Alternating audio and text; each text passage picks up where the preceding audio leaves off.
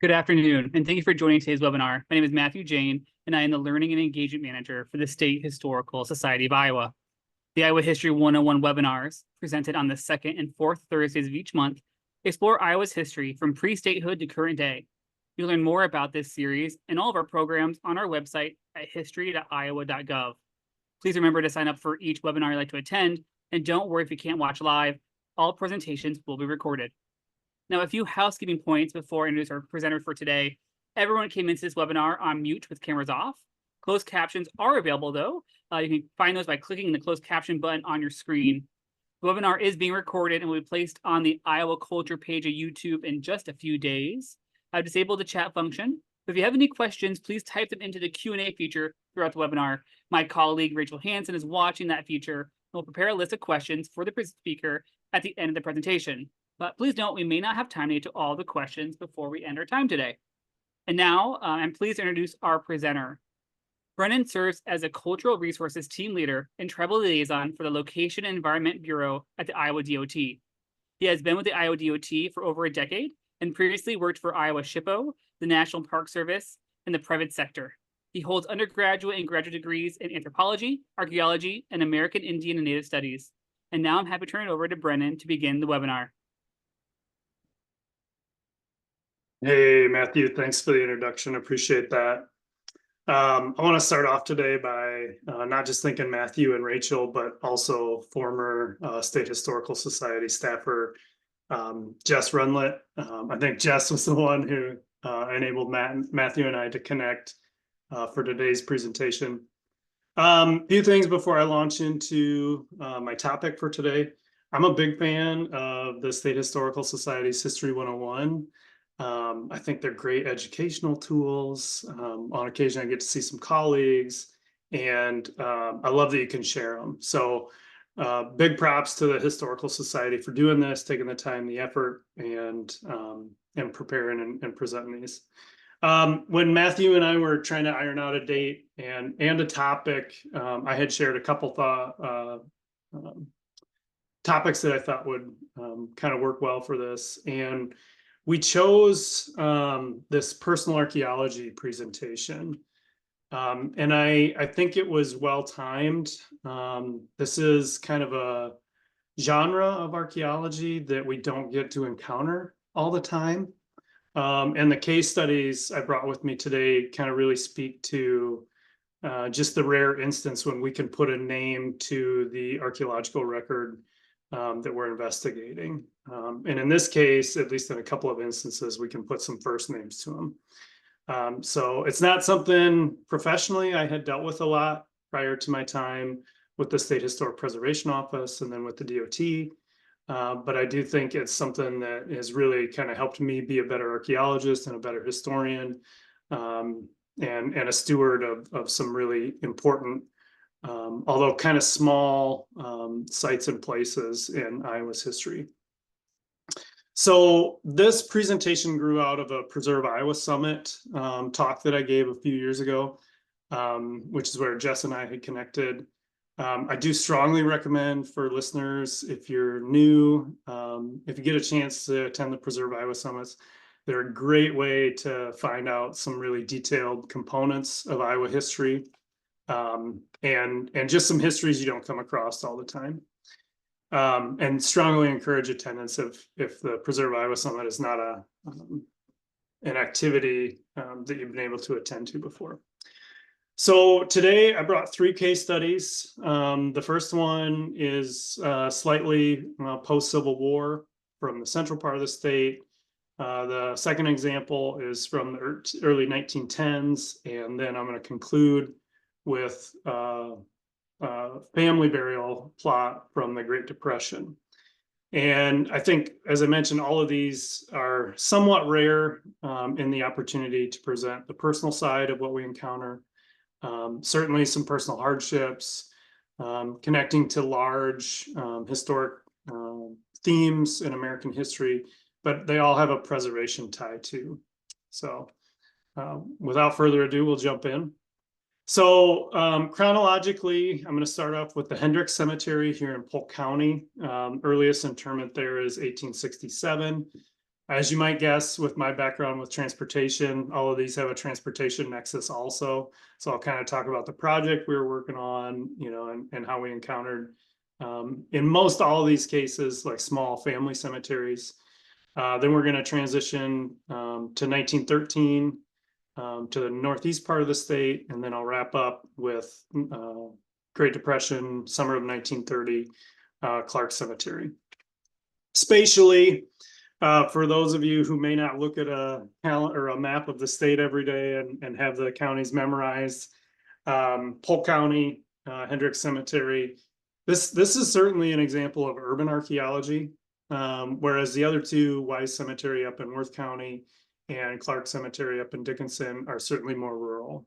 So I liked this kind of slice of sites because it kind of paints a picture of Iowa with certainly an ag state, but urban and rural components. But I also want to stress these are just a couple of examples of this type of archaeology I've encountered.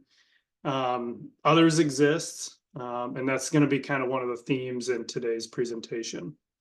So we'll open up with Hendrick Cemetery here in Polk County. The small family plot that I'll be talking about is largely connected to Dr. Joel Hendricks and his wife Leah. Joel, very interesting historical figure, as is Leah. Really kind of started their family out in Indiana. Joel had lots of interests. He was a physician by trade, but had a very deep interest in mathematics. And that's actually going to be one of the kind of the interesting archives that we encounter as we walk through the story of Joel and Leah and their family. Joel practiced in Des Moines for the majority of his career, but not all of it. We'll talk about their move from Indiana to Iowa. And then they had a total of 9 children. And that's kind of where our story really connects to some archaeology. So looking at some primary sources, painting the picture of what we know about Joel and Leah. This is the 1860 census from DeKalb County in Illinois. You can see Joel listed there, and I did kind of splice these just to make them a little more readable. So if you're not familiar with census records, you'll see line 34, actually 35 is the entry for Joel. Underneath Joel, recognized is Leah, and then their only son, Franklin, daughters, Frances Eliza, Louisa Jane, Elmira. And they would go on to have 4 other daughters, Alice, Rosa, Clara, and Daisy. And particularly Rosa and Daisy become really important to the history. But in terms of kind of building the context and some of the interrelationships, the 1860 census gives us a good place to start. Unfortunately, Joel and Leah lost their oldest son, Franklin, in the Civil War. And one of the unique archives that we encountered in doing research for this archaeology was this Mathematical Messenger, which was an academic journal. June of 1892, Joel had an autobiographical sketch where he talked about his passion for mathematics, some of his contributions and observations over the years. And then at the tail end of it, he had written about kind of his personal life away from being a physician in mathematics. So I'll just read that he had noted he had born to me by his wife 1 son and 8 daughters. My only son, the firstborn, died a Union soldier in my presence 3 hours after I had found him in Mitchellville, Texas, on the 8th day of December, 1862. And 2 of my daughters had also died. 6 were living, 5 were married. I mentioned this was 1892 publication date. Joel passes away in 1893, so this is very near the end of his life. Obviously, Joel and Leah are dealing with a really tragic loss of their son. Franklin had enlisted with the 88th Indiana. They were pursuing Braxton Bragg through northern Tennessee down toward Nashville, and then further south. And it's unknown what Franklin's cause of death was. We know through a lot of Civil War history, disease took oftentimes twice as many as did battle wounds. So we don't know Franklin's cause of death, but obviously parents, Joel and Leah, pretty traumatic loss. Joel has this last 3 hours of life with Franklin before he passes away. Again, kind of building the backstory of what will become the Hendricks family cemetery on the east side of Des Moines. So Joel and Leah decide to move to Des Moines in 1864. Right away, Joel is a practicing physician. Amongst other things he's doing around town, he had done some surveying earlier in life. I mentioned his love for mathematics. By a number of accounts, seems to have a lot of interest. One of the archives we were able to uncover was this undated plot of the Hendrick subdivision. So obviously they had acquired some property, probably not right when they got to town, but shortly thereafter. And then it was subsequently divided. But deed records still carry that Hendricks family division name. Additional archives that we would look for, city directories are a great one in terms of, again, kind of help painting the picture, but understanding some of the nuance with regard to the historical figures that we're tracking and tracing down. So this is the city directory from Des Moines, 1888. You can see Joel listed there as physician and surgeon in the property that was associated with the Hendricks subdivision. This is Tate's Atlas from 1899. You can see Hendricks subdivision listed here. We know at this point, obviously, Joel and Leah and family are living on the parcel. And, we're nearing the point at which Joel is retiring. Again, he would pass in 1893. Leah would live on. And we also know that a number of the daughters lived in and around the area. And this next slide really represents where the history takes a turn towards the transportation connection. And need to emphasize the variation you'll see today in my presentation of kind of the state of which these sites were recorded is quite different. So want to recognize Nick Hornick, Des Moines historian, had really kind of uncovered this article. It had also been documented by Bill Whitaker, who's at the state archaeologist, and been recorded, which led us to the ability to kind of track this history and incorporate it into our consideration for this highway project. But in terms of kind of the linchpin archive, this is it for this particular case study. So in 1937, you're going to see the kind of the clipping from the Des Moines Tribune. Alice, who was one of the younger daughters that Joel and Leah had, was interviewed. The title of the article in the Register or the Tribune reads, "Three Graves at Bridge Approach." And Alice goes on to share that the Hendricks family cemetery, to the best of her knowledge, included her sister Rosa, who had passed away in 1876, and then her sister Daisy, who had passed away in 1867, as well as an unknown nephew.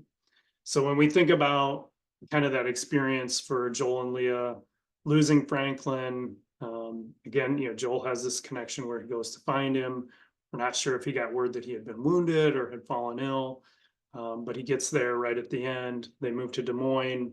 Obviously, they experience some additional tragedy, which we know, for this time in American history, obviously pre-antibiotics, infant mortality was a reality, but it intersects with the work we do at the DOT in that pretty uniquely and pretty well documented in the article, Alice and the family decide to leave the burial in place. So as of 1937, with a Works Project Administration funded undertaking, the Hendricks family opted to leave the small family cemetery underneath what would be the new highway in this location. And so this is kind of a relatively direct introduction to the work we do with cultural resources at Iowa DOT. But this is not unusual for us to find this kind of history. And so some of my takeaways at the end of today's presentation, we'll just talk about the nature of how this history persists through the archaeological record, through the historic record. The DOT manages just over 10,000 miles of roadway, and the cities and counties, what we call the secondary road system in the state of Iowa, manage about 90,000 miles. And we know, and like I said, I'll obviously sharing other examples, that these kinds of situations exist, and they're out there. Oftentimes in various states of recordation, some not at all, some like this one, fairly well documented, but they lead us to kind of responding in terms of managing a construction project very differently. So fast forward to a pretty simple overlay project for the section of highway that's recorded over top of where we think the Hendrick Cemetery is at. We don't have any exact location on that, which sometimes is one of the challenges of projects like these, but we also know some approximate locations that help us exclude other parts of the project. Even in some of our straightforward overlay type projects, some of the roadway surface, in this case concrete, is in poor enough condition that we do have to remove it, and then replace a panel and then mill over top. And the traveling public doesn't necessarily see all of that every day, but this is a reality of historic properties and cultural resources and transportation. So big picture, we had a restricted area and project plans, and then we worked with the contractor to do some monitoring of the construction, just looking for any evidence that we might come across to encounter, something that might suggest the family plot. We did use some field methods to kind of help explore a little bit below the subgrade for the pavement, but as you can see, effectively, these are small windows for us to investigate the precise location of the cemetery. One unique challenge to this project, and this was a first for me, but actually was kind of fun. We do a lot of this paving work, especially in busier urban areas at night. Folks who work second shift or third shift oftentimes, see more construction than you do during the daytime. Obviously, traffic counts are lower. It's actually safer for everybody involved. But this was a nighttime monitoring job, which was kind of an interesting tweak on, some of the work we do. To my benefit, I was able to work with a dear colleague of mine, Janie Becker. So we kind of tag team this project across March and into April, when we had to do some removal looking. And admittedly, this is a fairly conservative approach. We knew there was some potential to encounter, maybe something that appeared to be a grave shaft or some coffin hardware or something like that associated with the cemetery plot. But we wanted to do our due diligence to ensure that, we didn't impact anything, and then kind of take every and all opportunity we could to learn as much about the Hendricks family cemetery. So happy to report from earlier this year, we just got the monitoring documentation wrapped up. We did not find the precise location. That's okay. Sometimes no data or negative data is good data, especially in terms of project management.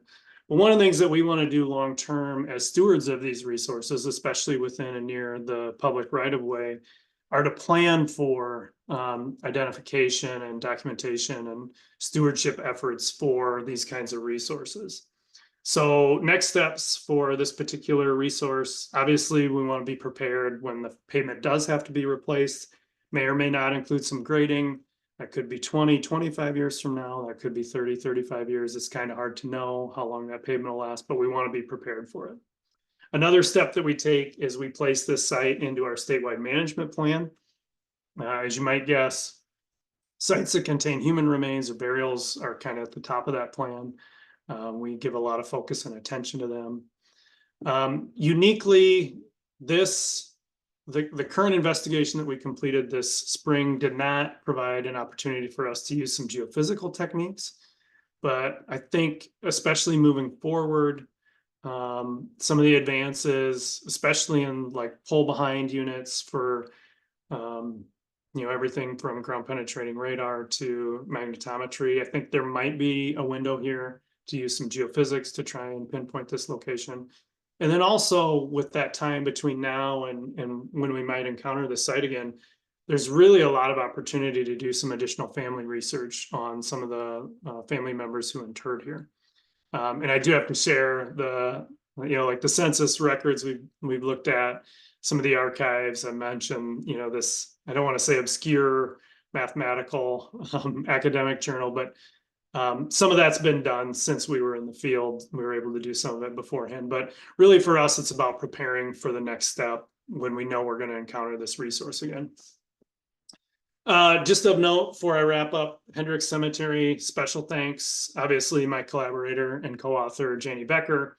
Nicole Sala with Polk County was amazing at helping us track down some real estate records, which was awesome. If you've ever done real estate records research, that's kind of an art in and of itself.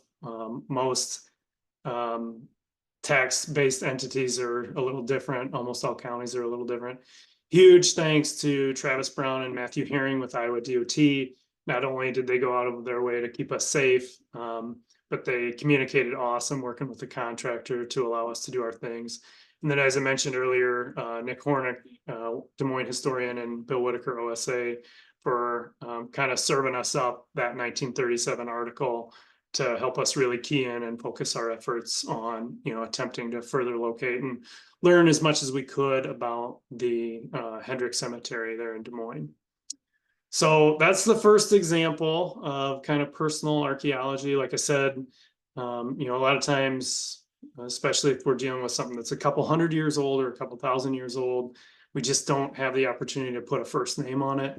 Obviously, in this case, with Daisy and Rosa, it is very personal, and that's a very different kind of archaeology. Second example I'm going to share today is from Worth County, and this is the Wise Cemetery. This is certainly more of a rural setting. And we did most of this work in the fall of 2020, specifically in October. I mentioned earlier that all of the examples I'm going to share today kind of were in different states of recordation. And this one is known throughout the county. There's a couple markers there. We know some of the folks who were interred there, but it certainly represents a really unique element in terms of trying to manage cultural resources in and around the state. You can see the relationship it shares with the highway. It's too early for me to lose my voice. Bear with me. So this cemetery gets its name from the Wise family. You can see the 1913 Anderson Atlas here listing Rosa Wise as the owner. There were some faint historic records about a cemetery being documented here. Wasn't on every map and atlas we encountered, but it was on a couple, which is oftentimes the case with smaller family plots. Usually there's some oral tradition about them. Sometimes there's a physical record in terms of headstones. Sometimes there's not. We're going to see that history kind of change as we look at the Wise Cemetery through time. But this kind of gives us that anchor for the family name and the connection. Worth County Historical Society was super helpful in working through what we knew about who was interred at this particular cemetery. Again, relatively small, family-based. For the most part, these are kind of a Czech enclave in the area. So a lot of kind of immigrant families, immigrant histories. You'll see the Cobine family name there, as well as the Wise family, and then Freddie Hansel down on the bottom, who was an infant when he was interred at the Wise Cemetery. Kind of in keeping with the theme of personal history, this one always sticks out to me is that there's some poetry for Freddie Hansel and the Wise Cemetery. Obviously, you don't encounter that working around the state with just any and all cemetery. But this particular project took a really interesting turn when I started to dive through some of the written records that we knew about the site. And this is an excerpt right out of the county history. I think, as a lot of viewers will know today, and some of the folks who will watch down the road, Transportation, in particular, hasn't always been kind to history and archaeology. When we think about why we have the National Historic Preservation Act today that was enacted in 1966. It has a really strong connection to transportation, very specifically the development of the interstate highway system in the late 1950s. A decade on, as people are recognizing we're losing a lot of history, we see this grassroots legislation leading to the passage, and federal agencies, many of which have a transportation nexus, have to consider their effects on historic properties. But this particular case study really drew me in because here's an example of that very thing occurring in 1921. So the passage reads, in 1921, Highway 9 was graded. In the process, some graves were disturbed. It was reported that bones were strewn as far as the river. Ralph Cobain, who was a county supervisor at the time, was able to stop the intrusion with the cemetery. Many of the bones were gathered and reburied south of the Freddie Hansel grave. So for folks who have done archaeology in the state, Iowa's got a long history with burials law, especially as it applies to Indigenous people. The work that Don Wanatee and Maria Pearson and others did to pass our burials legislation, really focusing on the ability to repatriate and reinter human remains. Here we have from northern Iowa an example of a county supervisor who, I'll back up a slide, has a family connection to this particular cemetery, is intervening and really directing the construction to stop. Halt, let's not do any more damage. We're going to do the respectful thing, collect these remains and rebury them. And that's just not a broadly known chapter of Iowa history. Certainly this isn't the only time it occurred, but the documentation that comes along with this particular example, I think really speaks to just the human nature, the personal side of how this kind of history affects us. And I think obviously if we have the wherewithal to learn from others' experiences, there's a lot of value to understanding what Supervisor Cobain was dealing with in this instance. There's some pretty good documentation. Ralph stayed in local politics and was active. I suspect some of that may have had to do with his thoughts on what should or should not have happened with regard to the Wise Cemetery and some of his family that were interred there. And then interestingly, one of the other archives we came across is from the Globe Gazette in November of 1949. You'll see a headstone propped up against the fence on the edge of the cemetery. And I can tell you that headstone does not exist today. Folks who know cemetery history, who work in cemetery preservation, repair headstones, obviously that history is always changing, it's weathering, no different than any other part of the archaeological record. But this was really telling to understand that, there were formal stones here at one time, or at least one, but then also kind of gave a sense of the landscape. 70 years or so before we were there to do some additional documentation. It's really valuable to have these kinds of insights, even if it's not directly, answering a research question that we're proposing or something we're trying to document. As opposed to the Hendrick Cemetery, and differently than the example that I'll conclude with, was able to collaborate with Colin Betts from Luther College on this project. We really wanted to learn as much as we could about kind of the spatial extent of the cemetery, what we investigated, did that match with known records, that kind of thing. And Colin's got a very nice arsenal of geophysical equipment. So you can see him running his ground penetrating radar unit here. We also did some resistivity. You can see him out, collecting data. And I think you can gain a little perspective from some of the photos, but this really is kind of a unique landform. It's kind of a sandy, cobbly outwash location. It sticks out from the landscape around it, which, no surprise, oftentimes that's where we see cemeteries. But like I said, we were really optimistic to see what the geophysical data could tell us. Did it compare well with the historical record that we knew from some of the documentation from around the county. One of the other things we were able to do with the Wise Cemetery was the DOT employs a LiDAR unit. So this guy does some double duty around the year. Helps us manage our salt inventory really well. So you might not think about it, but the way salt takes on moisture, it's kind of hard to manage by weight. So you really have to manage it by volume. So we do that through scanning it and producing a volume calculation. The other duty that it does really well is with the cultural resource team, and it really helps us map land surfaces really well. So we've done a number of mound investigations alongside some of our Native American colleagues, but we've also been able to document some historic properties. And we took it up to the Wise Cemetery because it was kind of a unique land surface, and then kind of building in the history of what we knew happened in 1921 when the roadway was graded. Wanted to see if we could get a sense of what amount or what percentage of that landform had been removed.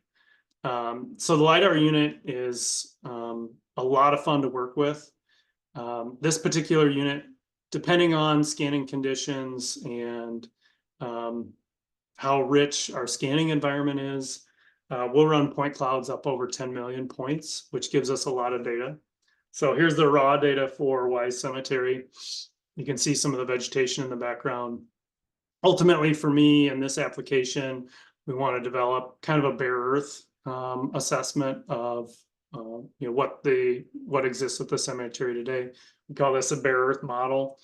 Through the software, I can incorporate some contour intervals. I have the ability to set those however large or small I want, but it really does help us really dissect the landscape.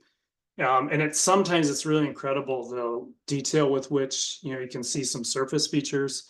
And I think even some really subtle grave depressions are not out of the picture, or out of the scan, I should say, for this kind of data collection.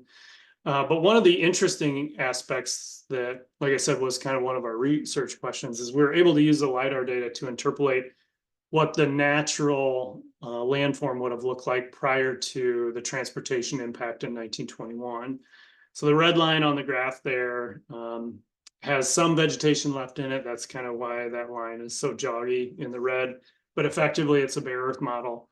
And then we can use, just kind of the natural slope of the landscape to interpolate what might have been impacted when the cemetery was graded or partially graded in 1921. So different than the Hendrick Cemetery, different field methods, different application. We didn't feel like there was any direct disturbance likely to occur, so we wanted to kind of transition to those non-invasive techniques.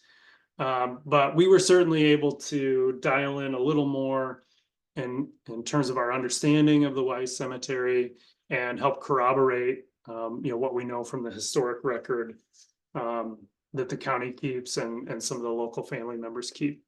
So for this site, obviously, and this is a theme with the sites we'll talk about today, stressing avoidance. We don't want to have any impacts. That includes anything associated with transportation, utilities, that kind of thing. Again, we want to place this site into our statewide management plan, so it's in our database. We're not inadvertently planning some kind of impact to the site. I do feel like there's some opportunity to revisit the geophysical techniques we used here. If you've had some experience with ground penetrating radar, magnetometry, resistivity, conductivity, you'll know that ground moisture can have a big effect on kind of it's not a real technical term, but the crispness of the features that we identified. And it was really quite dry when we were there. So I think, if time allows us the opportunity to reinvestigate, I'd be curious to see what that data looks like. And then, as we saw with the Hendrick Cemetery, I think there's always an opportunity for some additional research for family members.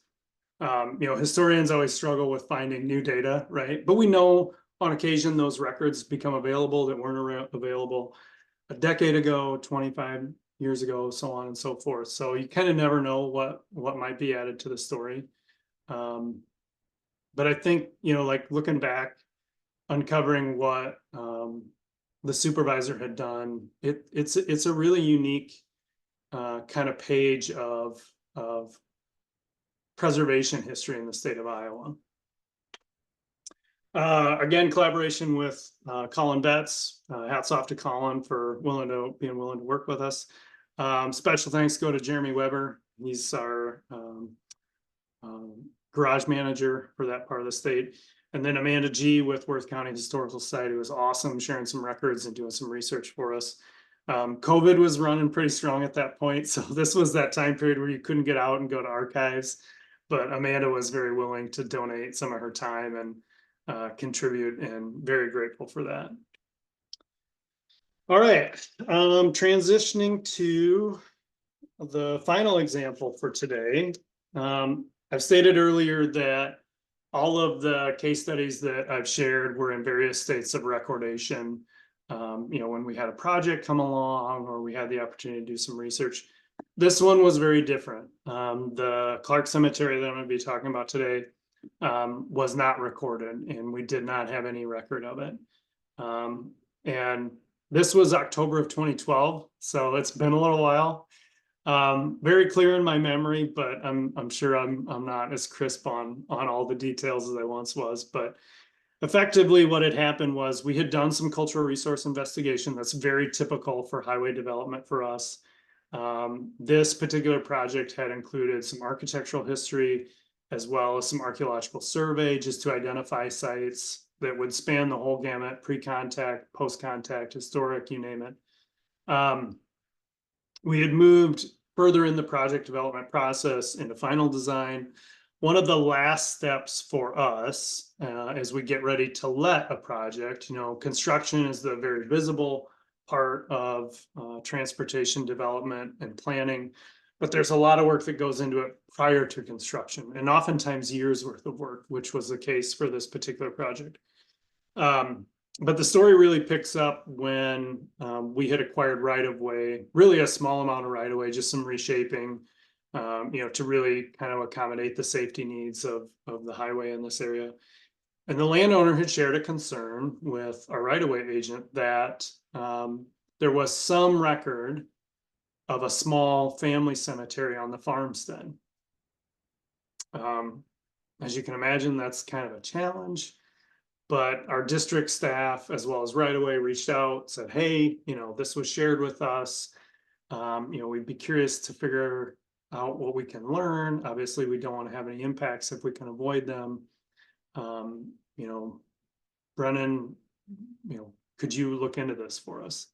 And at the time, I had, without diving too deep into some of the state code, burials in the state of Iowa, particularly ancient human remains, do fall under the direction of the state archaeologists. Today, that's the bioarchaeology program. At this point in 2012, that was the burials program. And colleague Shirley Shermer and I kind of talked about the situation, talked about some methods we could investigate it. And I think I was in the field the next week, just because we're kind of running short on time, getting close to letting. And this is the kind of thing, we want to know as much about as early as we can. So proceeded up with just some kind of straightforward methods to identify, if there was anything that looked like, through a soil profile or a surface depression or something like that, just that was obvious. Shirley and I had agreed, like, if we don't come up with much, there would be some additional investigative techniques we could use to help to try and iron out, if this oral tradition was real, if it existed, and then, what the extent of the family plot would be. But admittedly, we didn't know very much at this point of trying to research this investigation. So like I said, we had some direct field methods, largely soil probing, just to see if we could identify something that looked disturbed. But a really big part of trying to illuminate an oral tradition is working with those sources to share what they know, when they knew it, who they learned it from, what were some of the details. And so this investigation was really kind of part, the physical examination of, the small area that would be reshaped for the highway, alongside, kind of tracking down some oral record and ultimately trying to find a primary source. So started with the landowner who had shared the record. He had shared, a neighbor had brought up this story to me. Would it be possible to talk to them? Oh yeah, sure. Get your number, send you down the road, so to speak. And this continued really pretty extensively through the first part of the week of completing this investigation. Hey, which I have to say, if you've ever had to make this kind of a cold call or you're doing this kind of research, these can be really awkward discussions. Like, this is who I am, this is what we're doing. Do you know anything about this? I was told you might have shared a record. So this proceeded on through a couple iterations of, yeah, I had heard, and this is what I know about the story. And there were two kind of elements of the oral tradition that continued to show up. One was that through ownership of this farmstead through time, there was a former landowner who would come back and make a grave offering, similar to what we might do on Memorial Day or something like that. And then the other component of the oral tradition was that there was the family plot was connected to a lilac bush.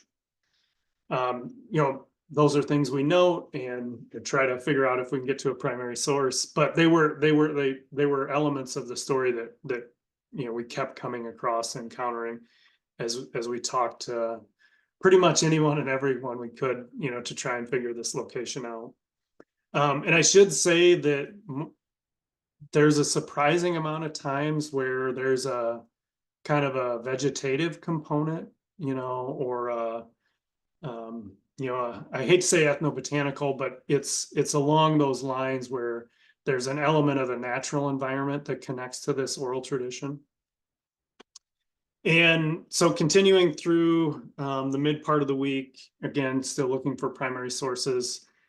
I was 4 or 5 kind of calls into, I had gotten another name. I should say at this point, we were also doing some archival work with real estate ownership of the farmstead and surrounding farm. So we did have some names by this point, which, you're piecing together different parts of the puzzle, ultimately leading, hopefully to someone, who might know a little more. And as I mentioned, I was given a phone number, made the call. Again, it's kind of cold. It's kind of a challenging discussion to have. And right off the bat, I was having trouble communicating with this individual, but his name was Mr. Clark. I shared who I was and what I was investigating and asked if he knew anything, about a record of a family plot connected to this farmstead. And the response, and I have to say, I remember very clearly, I almost dropped the phone. He says, yeah, I do. They were my sisters. And, I was just almost in disbelief that, that we had come across someone who had a very direct connection to, this small family interment.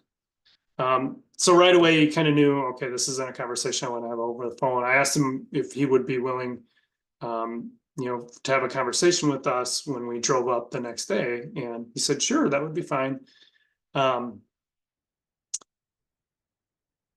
It's at this point where, like when you're looking for history and archaeology that I don't remember sleeping much that night just because I was excited. It's like, oh, this is what we're here for.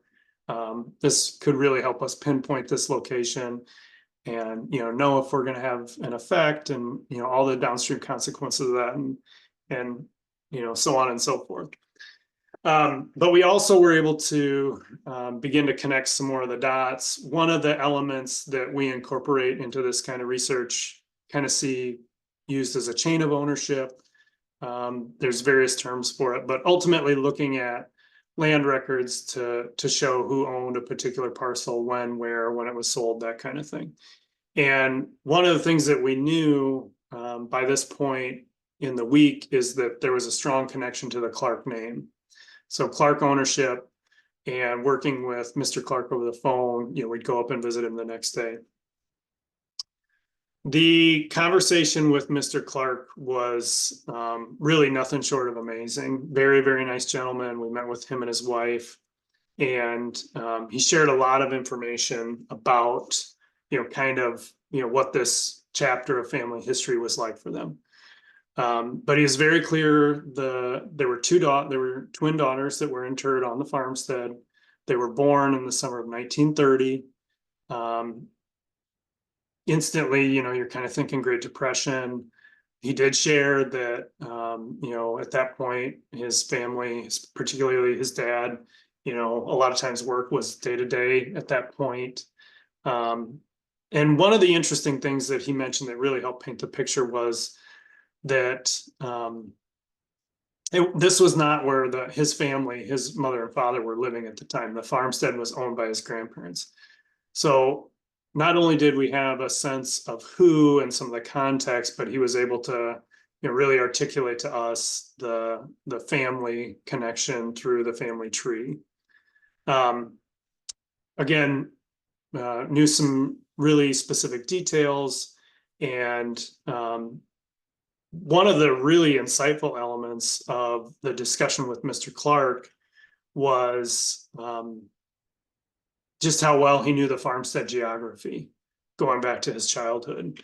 So we were able to share some documentation, but I think kind of by happenstance, I had printed, I think it's the 1936 or 37 aerial, Department of Defense aerials of a farmstead. These can be really insightful just because there's so many landmarks around them. But Mr. Clark was able to share very specifically that, yep, the daughters had been buried. They were connected to a series of gardens that his grandmother kept, and they were in fact buried underneath a lilac bush. So one of the main takeaways from this interaction with Mr. Clark was, he literally showed us where the interment was as it shared this relationship, to a couple of the landmarks around the farmstead. At this point, in terms of our investigation, really, we had found a source that really helped us understand what we were looking for. Thank Mr. and Mrs. Clark, and we're kind of packing up and heading out, and started to drive away, and it hit me, and this is somewhat embarrassing. Largely, I had never dealt with this archaeology before. This was quite a while ago in my career, but I was embarrassed as we were pulling away, because I realized I had forgot to ask the names of the twin daughters. So I turned around and kind of motioned and asked if I'd come back up on the porch, and said, hey, I know this is very personal, and please don't feel obligated to answer, but, could you share the names of the daughters? And he said, absolutely. And it was Doris and Doreen were the two girls who were buried the day that they were born. And Mr. Clark had shared earlier, he wasn't aware of, them being premature or any known illness or anything like that. But for the first time, we had a name that we could work with. So if you think about today's theme in terms of personal archaeology, that's the piece that we were looking for. The other element with him kind of indicating a location is that we could then georeference that point on a georectified historic aerial map to our current map, and just investigate that location. And lo and behold, for us, the next day when we loaded that information in to the GPS unit, and set off for that, pretty specific location. And a couple of the landmarks were still there. Here's the depression you would expect to find from a burial of two twin daughters that, was roughly 80 years old at this point. So very, very, very personal archaeology. And for me, especially, it was a really important lesson to learn just how personal, the work we do in terms of historic preservation can be. Like some of the other case studies I've shared today, we went on to do some additional research afterward just to corroborate some of the other lines of evidence. The Clark family shows up on the 1940 census. Like all families who experience this tragic loss, like the Hendricks family, like the Hansels, like the Cobains in the earlier examples, they move on with life, and Mr. Clark and a brother show up on the census. But one of the really interesting things, and we spent a fair amount of time looking through local archives, is we wanted to see if there's any record of these twin daughters. So we spent a lot of time at the vital records for both of the counties that kind of share history connected to this small cemetery. Didn't exist. We looked for unnamed, or a lot of times in the archival record, in the deed record, it's infant or baby. They just simply did not exist. So then we transitioned over to newspaper accounts. And from 1929 to 1931, we found 29 records that included Mr. Clark's mother and father. Oftentimes social happenings, maybe work related or like a church gathering or something like that. There were no entry that mentioned the loss of Mr. Clark's mother and father, for these twin daughters that passed away. Kind of underscoring just the tragic nature of it. It wasn't something that was talked about, but also it was the Great Depression. And Mr. Clark had shared, he was very confident it just wasn't within the family's economic ability, to buy a formal plot in a cemetery for these two girls, which is why they were interred at their grandparents' farmstead. But I think frequently about the lessons that Dolores and Doreen have taught me, and some of the questions we should ask the archaeological record, the historical record, and this has been a really important kind of chapter to help personalize the record that we touch sometimes when we're doing this kind of work. Okay, so collaboration. Brian Drake was my field colleague. Appreciate Brian, all the work. That was kind of a crazy week. Obviously, the descendant family members who shared some of their history. I mentioned working with Shirley, Doug Jones, who's since passed away, was really influential in kind of helping me think about some field methods and some of the archival work that could be done, as well as my colleague Libby Willinga, sharing some of her thoughts, particularly as they applied to kind of the big picture history of the time. Next steps for this site, as I shared earlier, obviously avoidance is a big one, incorporating into our statewide management plan. But this one, especially through its connection to the Great Depression, as well as this, again, really personal element of history. I think this one's certainly a strong candidate to nominate for the National Register of Historic Places. It's just a really compelling page of Great Depression history in Northwest Iowa. All right, so some takeaways as I wrap up. I think I'm getting short on time. Number one, I think it's just important to remember these places exist. They're often small. Sometimes it's tragic. Oftentimes it's tragic. Sometimes it's little known history. Sometimes they really are in need of some documentation to help get them on the map, but they exist. As I mentioned, for me, I hadn't had any formal training in this kind of archaeology. I'm not sure there's a whole lot out there. Certainly there's folks who kind of have more expertise in this than I do, but there's always a personal story in the archaeological record that we encounter. And I think the challenge for historians and for archaeologists is to remind ourselves of that on a regular basis. For students who might be watching today or watch subsequent, view this down the road, there is no substitute for primary sources. When I think about the value that Mr. Clark added to our investigation, we didn't have much to go on before we got to him. So always look for those primary sources. And then I think, for our colleagues around the state who don't think about these things on a daily basis, planners, elected officials, those kinds of things, history and archaeology exists even when levels of disturbance seem overwhelming. And I see and I deal with that every day. Sometimes it's a fragment of the archaeological record or a small piece of history. But oftentimes when you think there's no way some archaeology or some history might exist, it kind of finds a way to persist. And I think that's certainly a take-home element of this transportation-related personal archaeology. So with that said, I want to thank Matthew and Rachel for the invite to participate today. This has been a lot of fun, and I will certainly take any questions we might have from participants. Brennan, thank you so much for walking us through a fascinating three-part series of personal archaeology. We have some equally fascinating questions making their way through the chat. As a reminder to our viewers, Rachel, sorry, I lost you there. Oh, there you go. Yep. Our chat function has been disabled, but you can ask all of your questions through the question and answer feature located at the bottom of your Zoom. And please note, we might not be able to get to all of your questions, but we'll be sure to pass them along. The first fascinating question we have you used or have you thought of using cadaver-trained dogs to help locate human remains?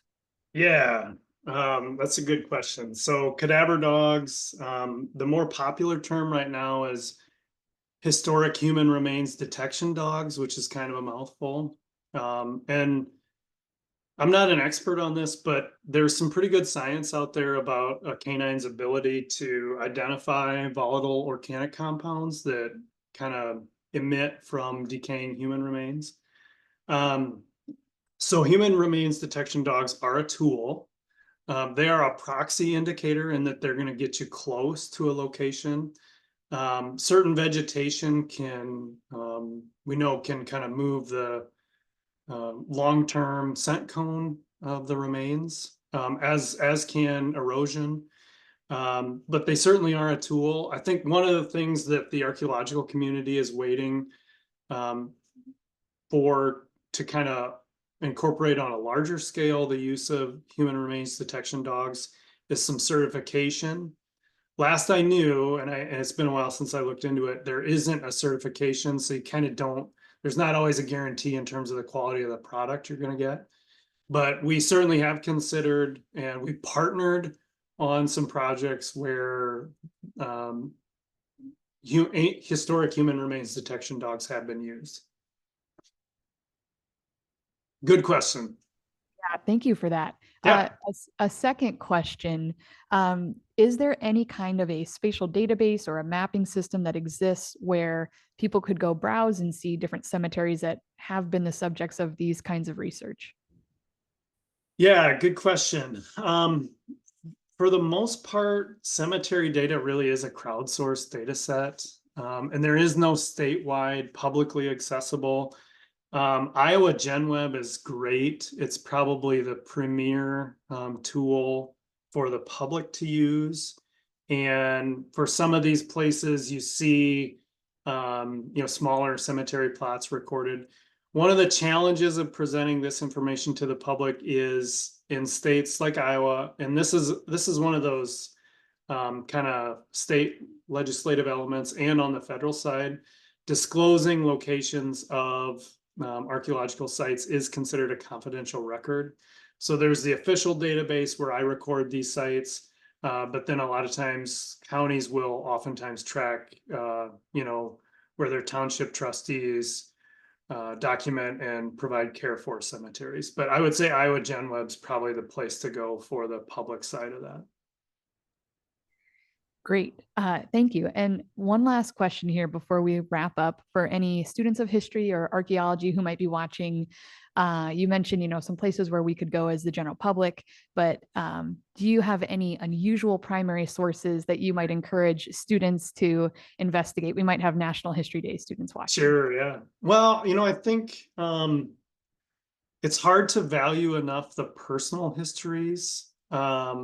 And really one common theme between all of the case studies I shared today, there was a personal record. So, right, for Hendricks, it was the mathematical messenger autobiography.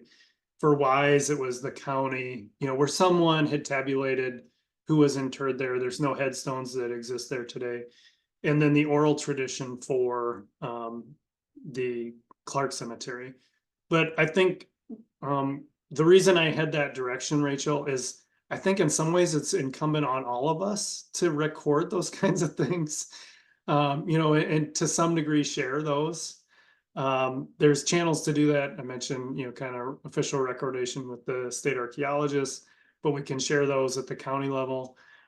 So just don't overlook the value of those personal histories and those personal primary sources. Because for me, as someone who works day in and day out on transportation projects, hundreds of projects a year, when I find those, they are just gold, because there's just a level of detail I don't get in other sources. As you saw, I'll corroborate those, with city directory accounts and, census data and newspaper accounts, kind of anything and everything we get our hands on. But boy, those personal histories are pretty great. So great question. Thank you, Rachel. All right, with that takeaway, we will bring this webinar to a close. Thank you to everyone joining us today, and we would like to extend one last thank you to our presenter, Brennan. We hope everyone will sign up for the Iowa History 101 webinars that take place on the 2nd and 4th Thursdays throughout the year. There are many great stories to tell in the upcoming months. For more information and to register for future webinars in this series or to watch our recordings, check out our website at history.iowa.gov. Looking to learn more Iowa history? You can find and watch over 90 recorded webinars of past 101 programs on the Iowa Culture YouTube channel. We look forward to virtually seeing you for the next Iowa History 101 webinar on August 22nd. The topic will be A Grand Army of Scholars, GAR Educational Reform and Mason City's Memorial University. Thank you all again for joining us today, and have a great afternoon.